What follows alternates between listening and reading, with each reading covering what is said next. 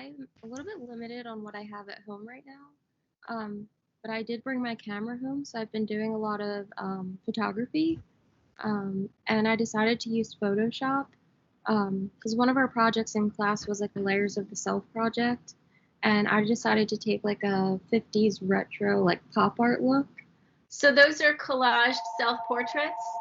Yeah, so the one portrait is my friend that I photographed at school for a while ago, and then I just found him on my laptop, and I was like, oh, these would be awesome to use. Originally we had to do the first self-portrait for my photography class, um, and she kind of like let us mess around with it. And I do a lot of like abstract painting, so I thought that would be interesting to try a different medium this year. And also being like limited on things, I think it was interesting just to use a different form of art to explore a little bit further, especially since I don't have like a preferred type of medium yet. I think a lot of it's just like throwing it together and kind of seeing where it leads me. I never really like to go into it with like a set idea. Like with the photos, I kind of just started like throwing layers on there and seeing where it went. I have been looking up like pop art images online. So like some of them give me ideas of like the text sayings.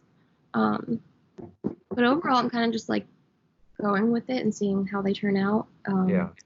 So I usually pull like a background from like I'll search on Google for a background, and I like to use my own photos into it. Like I know some people use like collage photos, like of photos we'll find online, but I thought it'd be interesting to use like a cartoon background with like a realistic image on top. Just out of curiosity, you are MCS in art, correct? Yes. There seems like a media-inspired aspect of the work that you're showing us today, and I'm just curious if you see what kind of relationships or interdisciplinarity you perceive or you're thinking about. I don't know. I always see a lot of crossover across both majors, which is interesting to me because I never thought that they would match up in a way. Like a lot of my classes will cover very similar topics. Just I don't know. It's interesting because in my artwork a lot, I cross over different mediums. So I think it's interesting to also add in the aspect of different, different majors as well.